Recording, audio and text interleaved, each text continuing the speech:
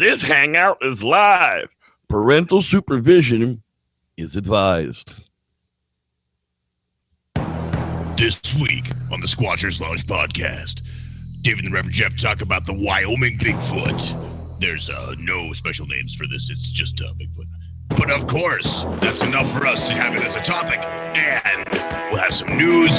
There's a new Quasi, a new Camping Tips for Stupids, and to David and the Reverend Jeff. I mean, what more do you want? And now the man you've all been waiting for, our illustrious host, the Reverend Jeff Kelly. What's happening, everybody? The Squatchers Lounge podcast is back.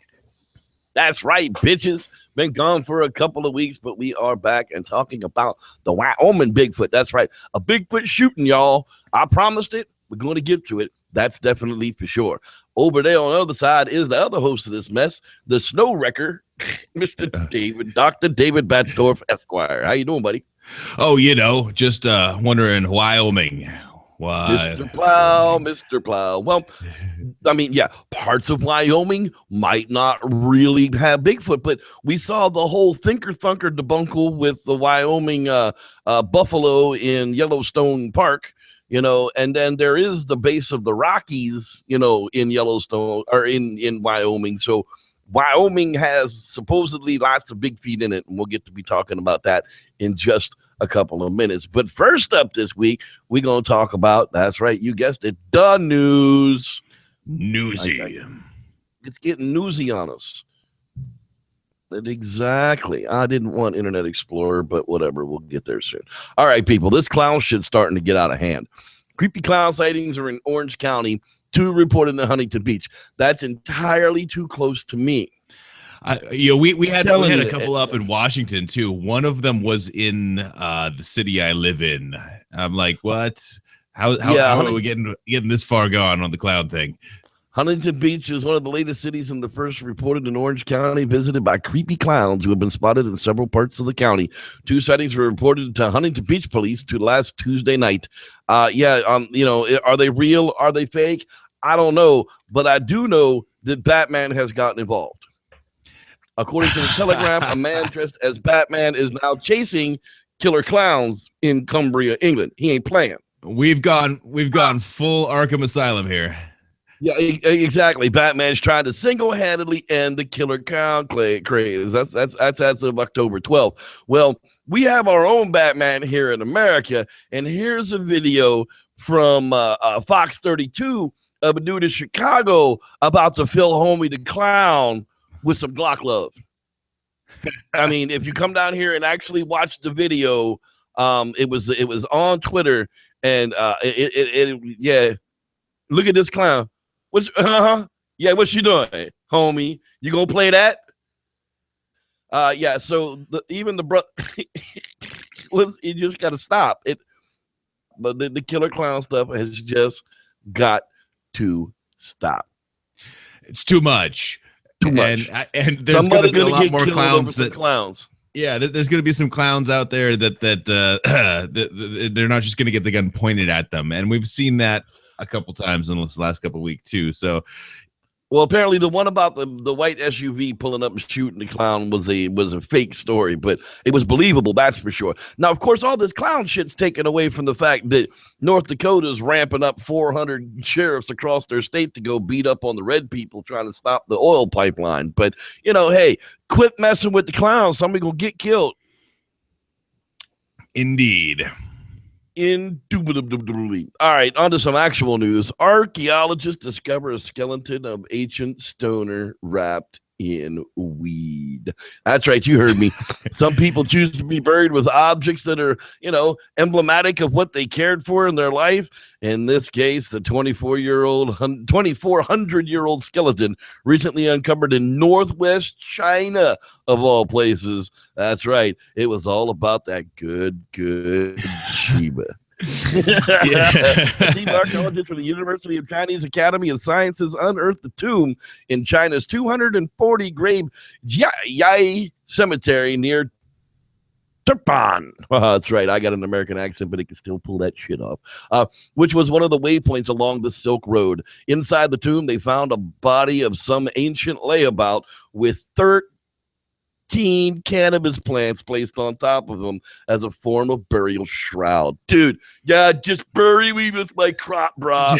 Okay, just, like, if I die before it's done, dude, just let it grow and then just like bury me with it, okay? Promise me, bro.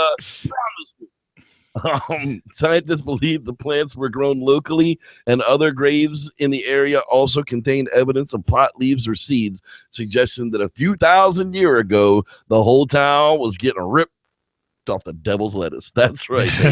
Pot was there, and it's here to stay. I mean, dude, they knew it was medicine back then. They know it's medicine now. They just too stupid to do anything the right way. Anyhow, that's so many places are going to approve it come November. It's just going to be like, who cares anymore? And we still can't trees to study it anyway. Speaking of trees, science alert. Trees are way better at cooling the climate than we thought. So let's stop cutting them down. Let's grow more hemp. And yay, everybody wins. We can stop cutting down trees to wipe our asses with.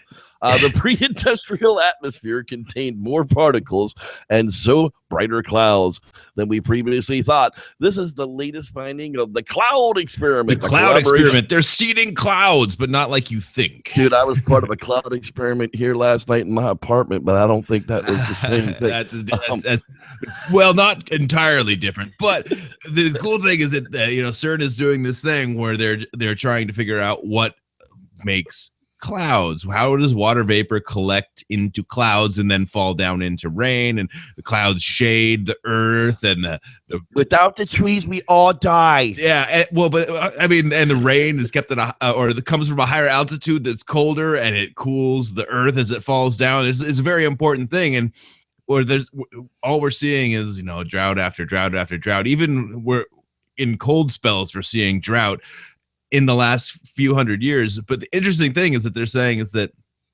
by stopping adding all the particulates in the air, greenhouse gases and coal fat, fires and all this stuff, seeding the clouds in the atmosphere with trees. Yeah, I mean that's a neat way to put it. Well, but yeah, so as we cut down all the trees, we lost the seeds, but we added in all this carbon. And now that we've eliminated the carbon, there's nothing to make the clouds anymore. That's because we don't have any trees. And so they're saying that the terpenes, especially in coniferous trees, needled trees, you walk into the forest and you just smell that pine, that pitch. That is actually the particulates that are collecting in the air that moisture grabs onto because it's sticky and makes rain. So that's a really kind of a cool thing to actually figure that out, and what trees can do to actually cool down our environment is more so like actually how they make it rain. And it's systemic because it helps themselves too. Exactly. So check it out, sciencealert.com. Hey, ScienceMag.org tells us that bear dogs once lived in southern Texas. Man, bear, pig in southern Texas. That's right. Chupaca. What was it? Tricerahumapus. The Tricerahumapus. Fragmentary fossils found in southwestern Texas 3 decades ago belonged to a strange group of extinct animals known as bear dogs. According to a new study, through only about the size of a chihuahua, they first appeared. Some creatures in this group of carnivorous mammals evolved to become top predators. He's being examined by top men. But who are those men? They're being examined by top men. Well, yes. What's really cool about this, though, is that this came from 40 million years ago. I mean, it is basically like half the time. So if bears and wolves kind of came onto the scene as their own current genus is right now, this is 20 billion years before that. There's this thing that looks kind of like both of them that's been living in North America, and obviously they didn't survive or make it, or this is not the it's not the dog man, it's not the chupacabra, but it shows distinct characteristics of both canine and of ursid, bear, like, so dogs and bears, they range in, the species that they've found range in size from the size of a chihuahua, the size, bug-eating bear dog, the size of a chihuahua. Yeah, but also they got up to also the size of a bear, which would be terrifying. If you have both the best parts of dogs and bears, I don't know. I don't want to meet you. Yeah, I don't think I want to meet you either. So check that one out at sciencemag.org. Hey, the crazy flat ass earthers, the guys that say the earth is flat. We're sure of it. The earth is flat. Hey, dumbasses, we've been to space and looked back. The earth isn't flat. Neither are any of the other planets. Is the moon flat too? Or is it just the earth that's flat, or are all the planets? Is the universe flat? I'm not, I'm just, yeah, they're trying to argue. Flat earthers are my absolute favorite because, you see tweets from them all the time. There are more flat earthers every day around the globe. That just you asshole. That's a globe. You said it was a globe. Friggin' idiocracy is coming to y'all. Talks full faggots and shit. Ain't got no tattoo. Look at him, dummy. Sorry. Okay. So this article. This article is really interesting because it starts off with just a completely ridiculous premise that the mountains aren't actually like tectonic or volcanic. They're the original forest, the trees, the size of mountains, and they fell over, and went, where'd the tree go? Yeah, where's the rest of the tree? And, so they start off with this totally ludicrous flat earth thing, and then add this even more ridiculous trees the size of mountains thing. However, the only things left in the stump, the rest just cracked off and floated into space, apparently. But then, last but not least, took it for fuel. Yeah. There you go.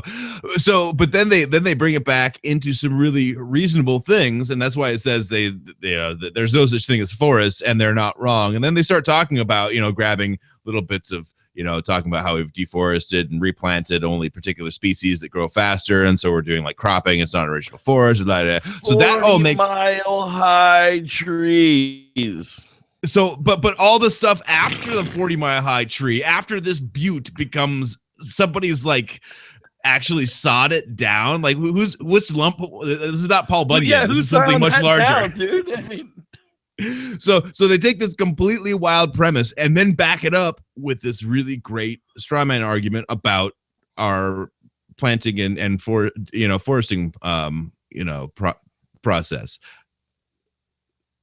Do me a favor. If you're a flat earthist and you're watching this show, just turn it off. Just turn the fuck off right now and go get an education. I don't want you watching my show if you're a flat earth believer, because you're an idiot. Somebody has to tell you the truth, that I'm going to do it. If you're a flat earth believer, stop watching my show and go get an education. Hey, guess what? I love all you can always stand in line to have Buzz Aldrin punch you in the face. Right, no, dude, that dude. Oh, anyhow. Next up, my forest expeditions in the Sumatran rainforest. Another go get funding campaign. That's right. But this guy, I'm kind of behind. Dali Sandriputra. Yeah, everybody's heard that name. He's in all the Monster Quests and all the other Bigfoot shows when they go to Sumatra. Ring Pandek. And Cliff Barack has been working with him for a couple of years. The guy's pretty legit. He doesn't want to just find evidence. He wants to find real evidence. And he's trying to pull together not $15,000, not even $5,000 like the guys on the boat ride. No, he's looking to pull together $1,500, because in Sumatra, I'm sure 1,500 American goes quite a bit further. Could go quite a long way. It could go all the way. I mean, it would be legit, because if you ask Cliff and you ask some of the guys who have been through there, if which ones are the most likely to be discovered first, they all point to Sumatra, because strange shit comes out of the jungle. There's lots of stories about the interesting stuff that happens there or has happened to, like, the Finding Bigfoot crew when they go there, whatever. Like, but the thing is that you're looking at, and we talk about deforestation, talk about, Sumatran orangutans being in trouble, is that the habitat is being taken away at a very rapid pace, which forces the animals back in on themselves. And then you either see dead animals, which again is something that you're really interested to see. I would take a dead Sasquatch as much as a live Sasquatch for my first encounter. I'll take a skull home. Sure. Yeah. That's fine by me. But But those, when you start to push everything together, you get density that's somewhat unnatural, and it's bad in the long run, but it would be good in the now to be looking at. So you can hit the gogetfunding.com and just search for Sumatran rainforest, and it'll pop right up for you. I don't know why they didn't go to some of the other places that would be more easier to get to. Anyhow, finally tonight, this week's BEW feature also is going to be this particular movie. It's hit YouTube for a limited time for free watch. The Bigfoot Hunters movie. I've been talking to these guys since they were in pre-production. I still haven't seen the movie because I've been waiting to watch it till right before the show this week. It's only a 22-minute featurette. It's not a full-length feature, but they would like to expand it movie as well. So, there's that. So you get to see it for free. Look there, our buddy Forrest Krabs. Hi, my name's Forrest Krabs. Already went out there and saw it as well. Go check it out before Monday night's BEW, because this is going to be this week's feature as well. Excellent. And that is the freaking news. Look at that crap. Out of the way already. Hey, you know what time it is? Time to get it. I think it's time to do a quasi theory with Dean Cooper. What do you think? Let's quasi it up. Let's quasi it up, brothers. Here we go. Mr. Quasi about Bigfoot.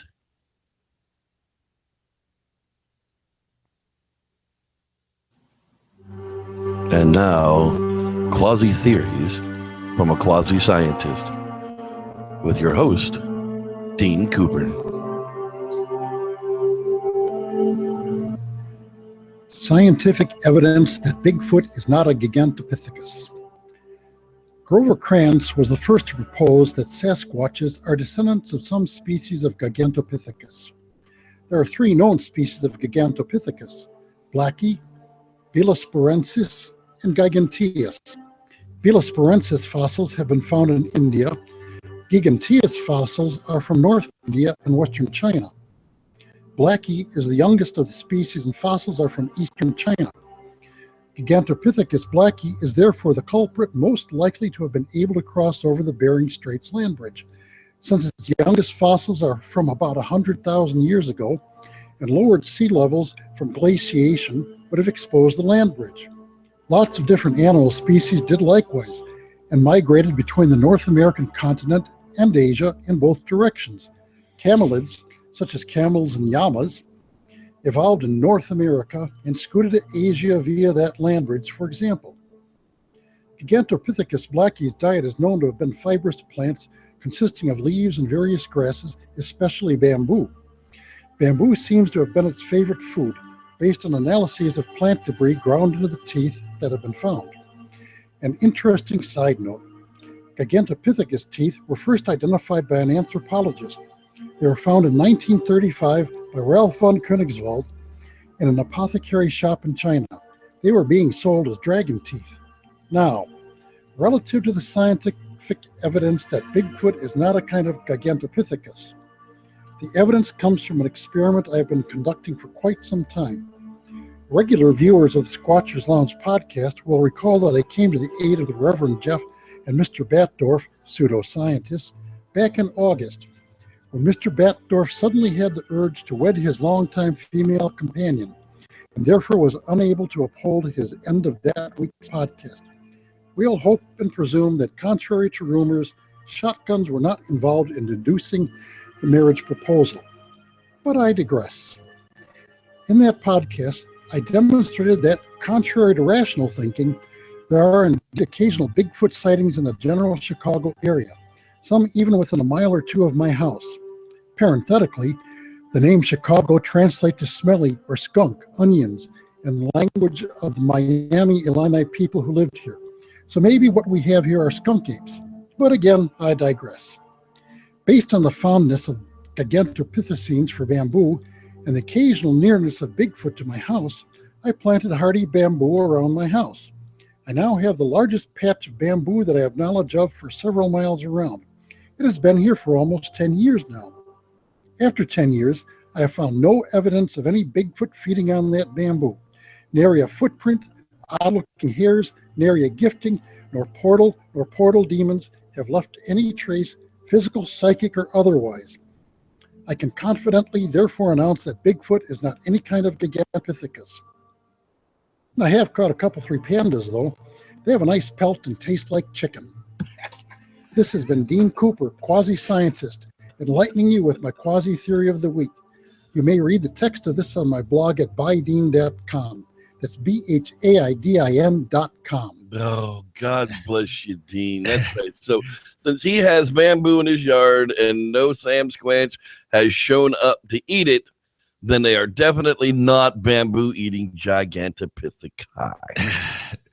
Nice way to the Quasi theory that sucker right together. I am pretty much always laughing at eating panda jokes. Anyway. Yes, eating panda. It does taste a little bit like chicken, but it's greasy like rat. Okay, now for camping tips for stupids. Camping tips for stupids. Tip number 21. Winter is coming. Time to take that beach buddy and pack on the bacon.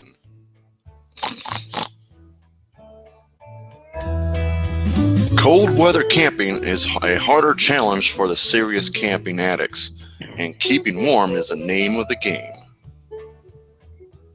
Hardtop shelters like camper trailers and RVs are probably the most coziest shelters on the market. But real campers spit on those. No liberal pussy shit camper for me. I'm a man's manly man. Man, I go pee-pee standing up. Warm clothes and blankets work fine. But a real man keeps a fire inside his shelter during the colder months of the year. And most of us can't afford those $1,000 winter tents with a propane stove where the chimney is designed into the roof of the tent for you.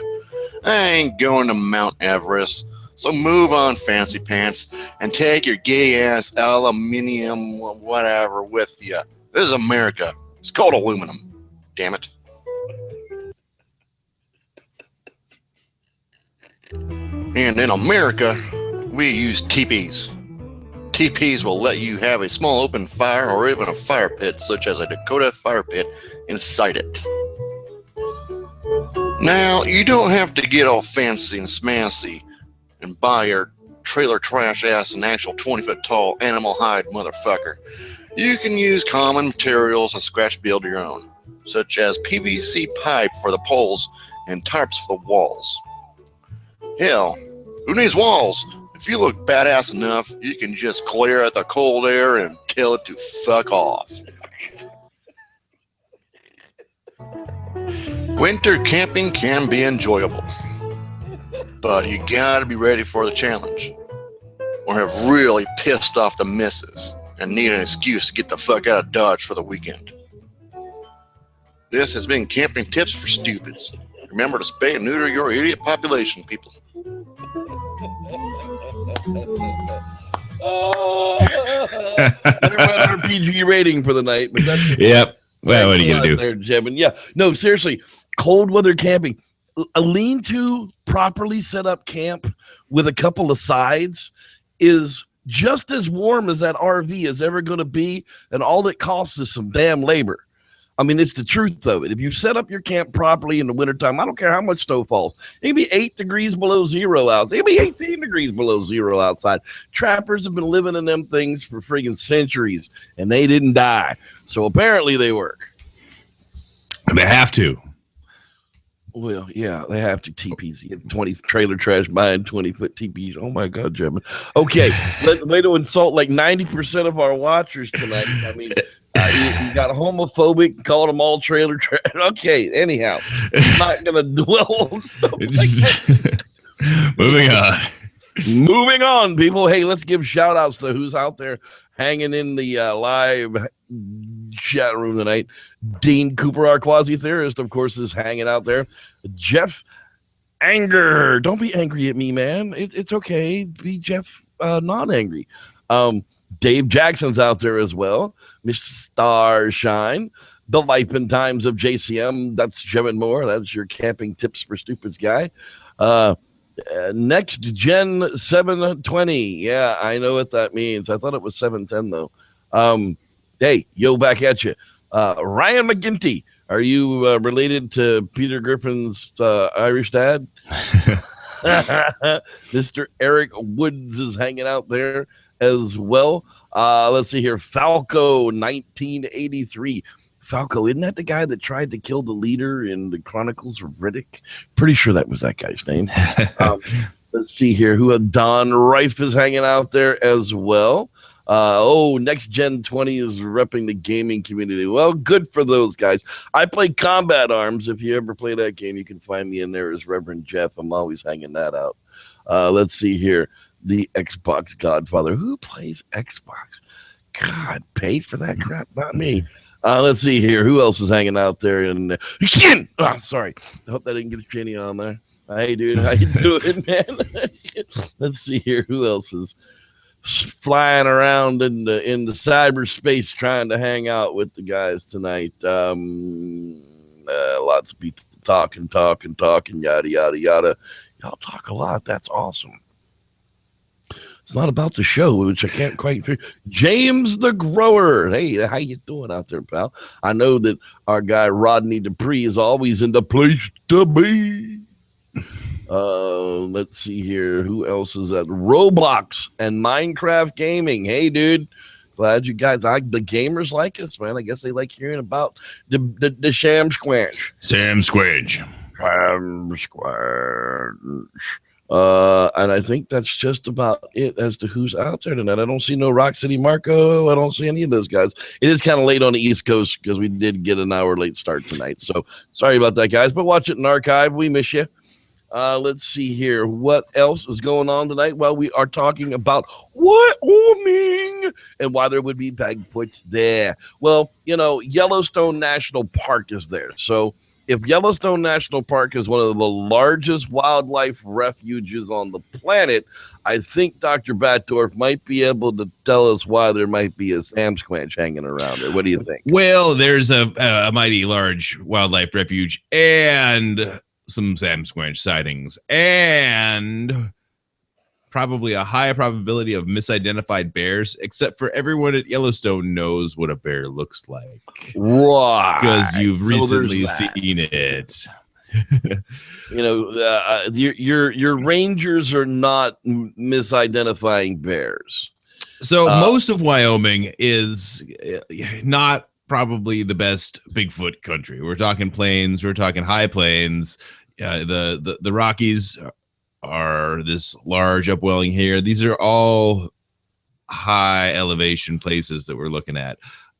So they do get a good bit of snow when they get enough rainfall, but kind of in this bordering Yellowstone-ish area, there's some pretty good stuff.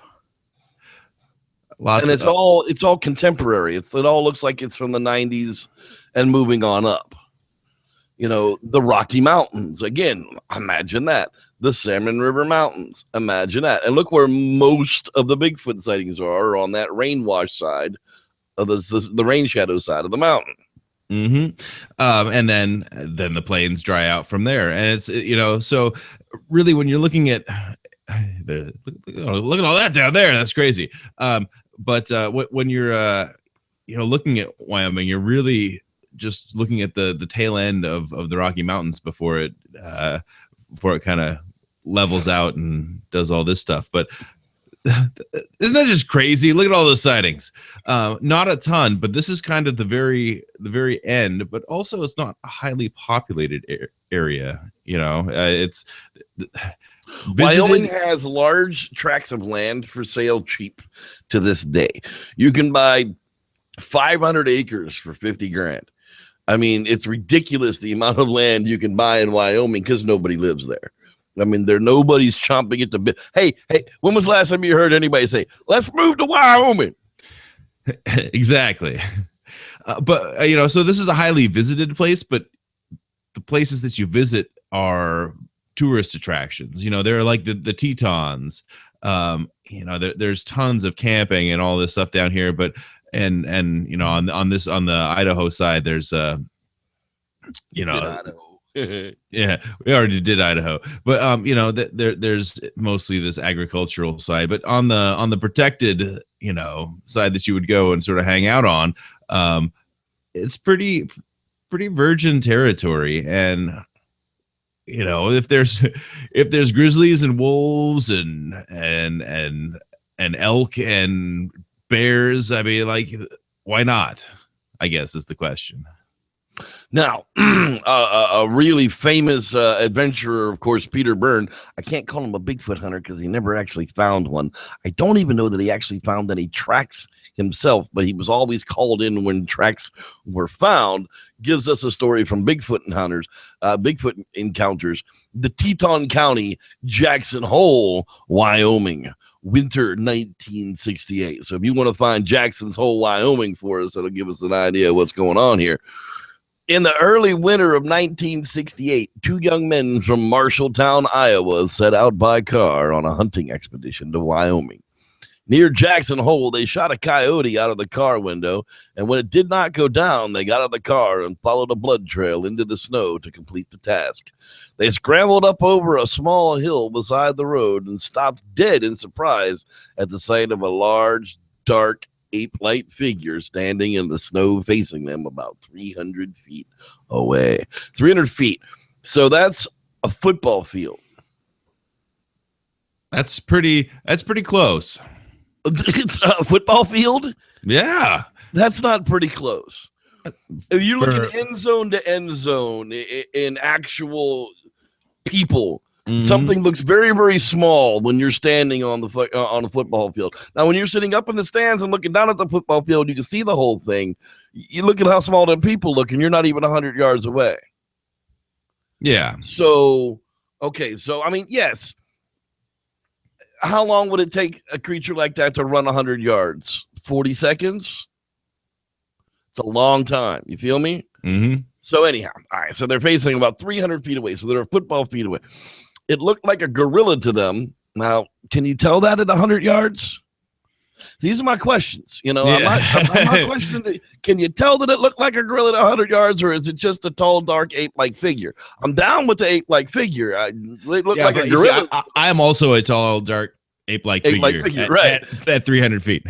They're thinking that it must be an escaped animal with maybe a reward on its head. One of them, they would not say which one, took aim with a scope, a 30-06, and shot it in the chest. It fell over backwards in the snow, and when this happened, they ran up to it. I think I'm going to make sure it's not flopping around anymore before I run up on something like that. But hey, the thing was lying on its back, arms by its side. It was about 6.5 feet in length. Heavily built and covered with hair, but with a face bare of hair. The face was very human with a short nose. Well, then it sure as hell didn't look like a gorilla if it looked like a human with a short nose. All right, so it just looked like a gorilla from 300 feet away. Right. Now, you could take a shot with a 30-06 and 100 yard at a football field. That's fine. I mean, and kill it. No problem. Hit it straight in the chest. No problem. It had a wide mouth. The eyelids were fluttering and the fingers were opening and closing as blood oozed from the hole in the chest and was gathering in the sunken hollow of the chest. The creature made no sound. Horrified that they had just shot a human, well, no, anyhow, which they had thought might have been a mutant offspring of some nearby family, maybe hidden for years, but at last escaped.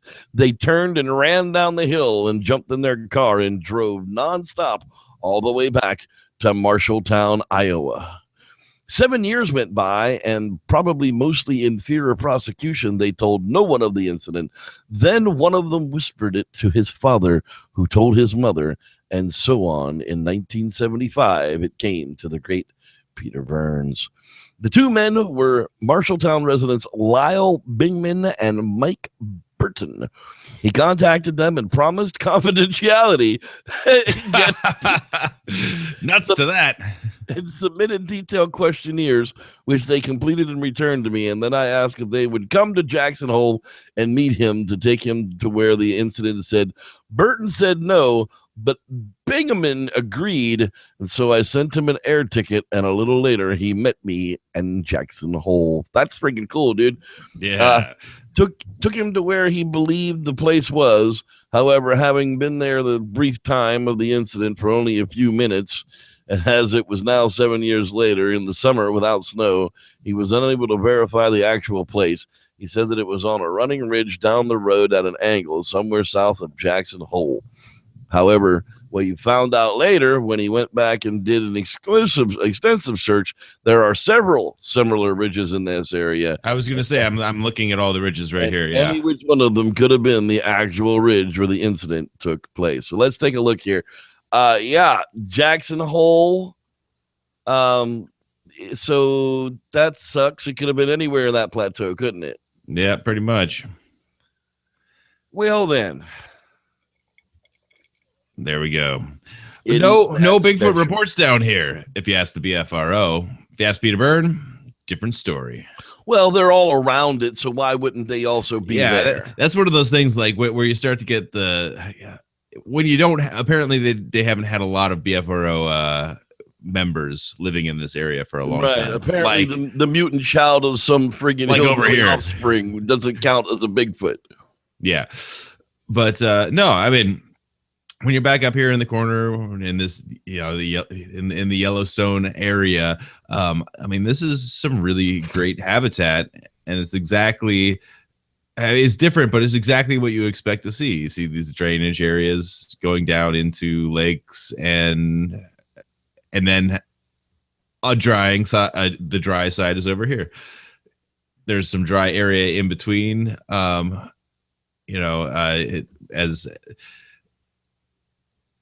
It's not going. I hate when this happens. Because this is part of the Rockies as well. It's just another arm. But there's the dry area in between, and then the green side over here. The Cascades and amplified because that's where everybody's looking for Bigfoot. That's right. But maybe they're looking in the wrong place. Yeah, this is a perfectly well. Of course, obviously, we're looking in the wrong place because we ain't found it yet. There you go. but no, I mean that puts it exactly here. Let's take this overlay away. It puts it exactly where we always talk about. Even in Jackson Hole, there's a very high mountain range, a dry area on one side. Drainage down, nutrients flowing down from the mountains and the glaciers into this area, and that's exactly where you see the sightings. I'm surprised there's not more down here, actually. But yeah, so definitely. Well, apparently, if mutant people can hide their, if hillbillies can hide their mutant babies there for long periods of time, there aren't a lot of people living there. Park County seems to have the largest number of Bigfoot sightings. Right after Park comes in Lincoln County, followed by Carbon County. And those all are pretty much contemporary, clear up until 2010, according to this particular database that I am looking at. A particular place that I'm looking for. Her name was Jenny, and she was the most beautiful thing I had ever seen. Okay, May 16th, 1998, 9 a.m., Fremont County, Wyoming, in the mountains. The information that was divulged is to the best of their remembrance, so keep that in mind. Their best friend and I had tried to make a yearly trip to Norfolk. In 1998, last year, they made the trip on the trip they had seen. They could only describe it as a Bigfoot. Was that damn Sasquatch, I tell you.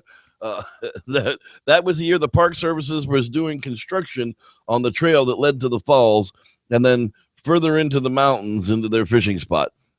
A fork that led to the falls was currently the section of trail being redone. It would have taken too long to wait for the workers to put the bridge back, so they continued on the trail to the north end around the rim of the canyon. Dude, that sucks when you got to walk a rim of a canyon, man. I mean, that's just like 3 times further than you planned on going. The route that took them about 3 extra hours out of the way and away from the river. The trail cut through an opening of thicker brush. And then the trail neither of them had ever taken before, had no idea where they went, and surprise, surprise, up pops Sam Squanch. I mean, but that's how stories happen, all right? Is it not? I mean, that's how people just happen upon a Bigfoot. Yeah, you're in an area, and it's obviously not what you're looking for, because if you were out there trying to find a suitable area, you'd probably go there and you just sort of camp out, and it's the happenstance when you're off trail, off grid, or just in the right place at the right time. I mean, it's so hard it would be so hard to predict again. Like, anybody who's seen one and has tried to see one again knows how hard it is to recreate that scenario, because there's just no way of predicting it. So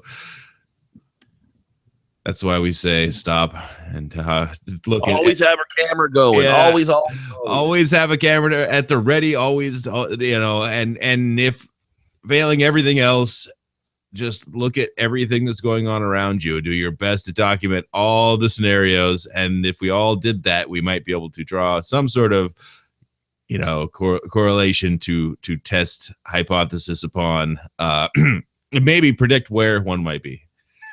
Exactly. That's what we got to do, is find out how to predict where they are. Okay, here's another report that comes out of the GCBRO database here. In 9/28/01, 5 p.m. in Wyoming, near the border of Sublette and Sweetwater counties. Whoo, didn't like that Sweetwater County, boy. Got to go see Rosie over in Sweetwater County. Terrain was sagebrush. The guy was driving home from the weekend from college. He had just passed through Farson, Wyoming, on the way to Pindale.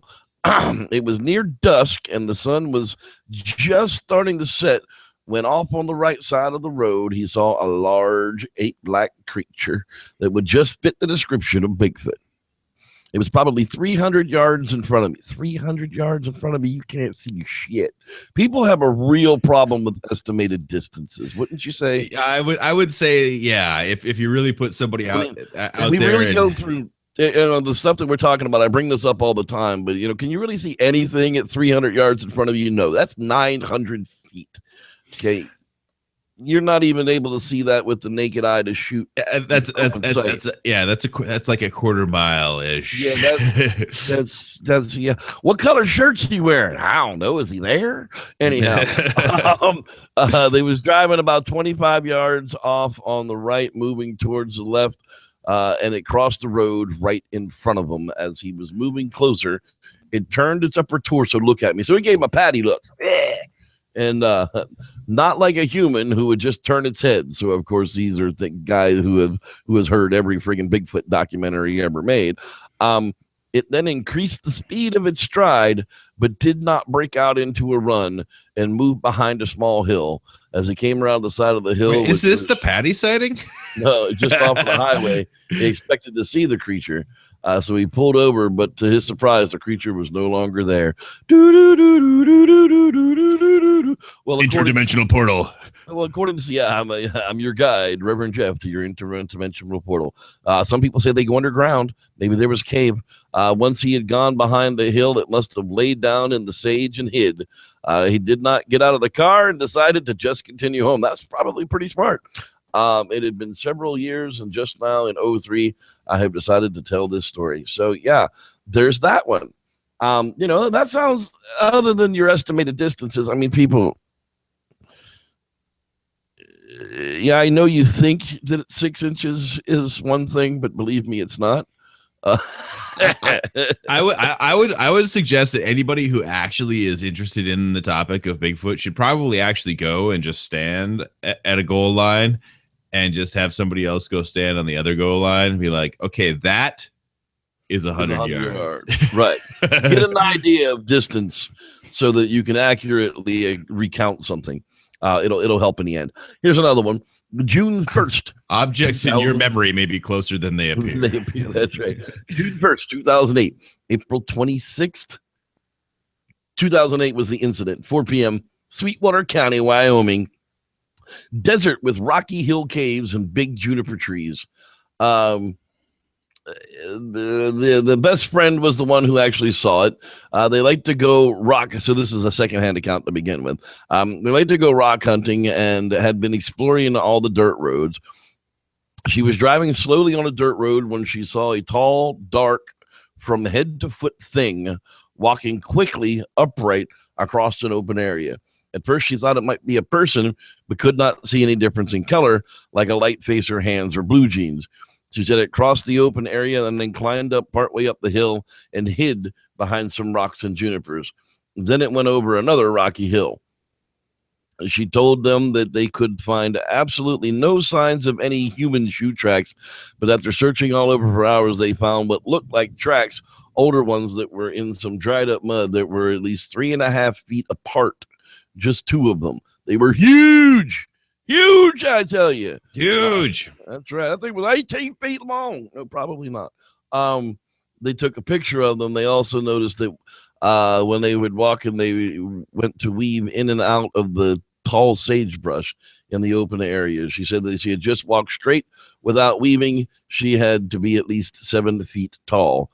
We saw lots of small animal bones around. They also saw one juniper that had a branch broken off. So it had to be that damn Sasquatch. It had I came through there, broke that branch.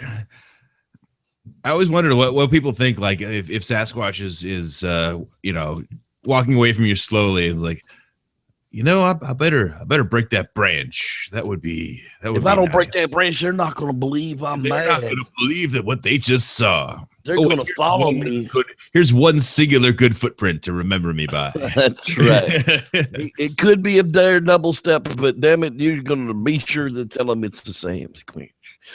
Here's another one here, which comes in weird because they keep talking about this college.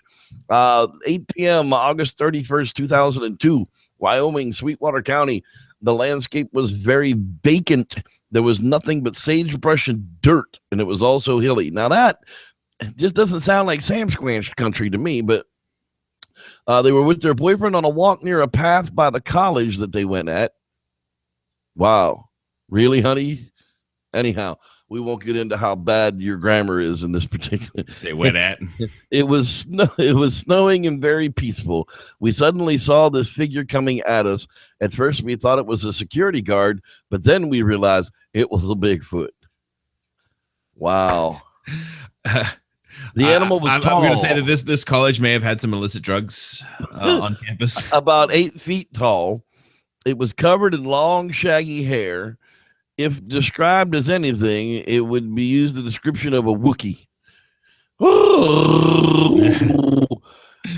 An ugly Wookiee with dirt all over its body and snot hanging out of its nose. Nice. Wow, good touch. I looked deep into its eyes, and I could see that it was just afraid of me as I was of it. Its height was very intimidating. I almost took off running, but I didn't want to piss it off. Well, okay. I could hear it approaching me. It was kind of making this grunting noise. I observed that it appeared very friendly or something. It didn't try to attack me. Upon the contact, the witness had no additional information to add to this report. Where's the rest of the damn story? And then there was. It was acting friendly and making grunts. And then what happened? I don't want to talk about it. And then he was in me. Some things you can't take back in life. That's right. And then he was in me, and I didn't know what else to do. And then I went on to write several adult books about Bigfoot. Anyway. All right, people. That's gonna wrap it up for stories from Wyoming and the Sam Squanch shot and killed in 1968 in Jackson's Hole. You know, I knew a chick named Jackson once. I never got to visit Jackson's Hole though. What do you now? I mean, seriously though, when we get to talking about this stuff, I always comment on the distances because I can accurately judge distances. Like from here to the pool is 30 yards. From here to my truck is 25 yards. From here to the other end of the complex is probably 60 yards. I mean, it's not even a football field from one end of my complex to the other end of my complex. You feel me? So for somebody to say it was 300 yards away and I can still see it from driving in my car at 55 miles an hour around a corner, you can't see 300 yards around a corner. The areas that I go and would expect to maybe possibly have a Sasquatch sighting, you can't see 300 yards in any direction. Right. Exactly. Same thing with us. You're lucky if you can see 50 feet in any direction. Yeah. So those are the kinds of 50 feet would be 22 yards for you people that are trying to keep track. So the what I would say is that basically I mean, in an open landscape, like I lied. I was wrong. It's 18 yards. Yeah, whatever. In open territory like Wyoming has, you probably could see something that's farther away. But are you going to really be able to tell at 300 yards driving down the highway if it's a bear or a Bigfoot? Right. Maybe not. Like at 300 yards, I can tell it's a bear. But I can't tell if it's a boar. I can't tell if it's, if it's a female. I can't tell if it has any cubs. I can't tell how much it weighs. I can just see that there's a bear 300 yards away from me, and I got to get closer if I want any more information about it. To put it in those sort of terms, like, most hunters would have to stalk down on a bear at 300 yards. Yes. I mean, nobody's taking a shot at 300 yards unless you absolutely have to. Like, if it's a wolf and you just want that fucker dead, yeah, you might snag a 300-yard shot at it because you're not going to get another one today, and hope you kill it. But you don't want to take an animal for food really outside of 40 yards, to be honest. I mean, that's the range that hunters try to get in on deer is under 40 yards with a high-powered rifle. I mean, 300 yards is a really, really, really freaking long way. So let's get our distances together, and it'll make our report system work a whole lot better. Don't we agree? I agree. There we have it. Well, that's going to do it for this edition of the Squatchers Lounge podcast. Join us next week when we find a Bigfoot from around the world to dig this point a little deeper into everybody's friggin' side, and we'll see if we can't get some encounter stories from somewhere cool this time. I'm not exactly sure where we'll go, but we want to thank everybody for watching. And for the Dr. David Patdorf, I am the Reverend Jeff Kelly. We say thanks for watching, and may the Squatch be with you. Wow. Is that a Homo erectus skull on that?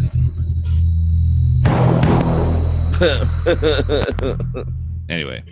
Yeah, there's so many people upset about the Sasquatch hunting permits. I don't need one. It's not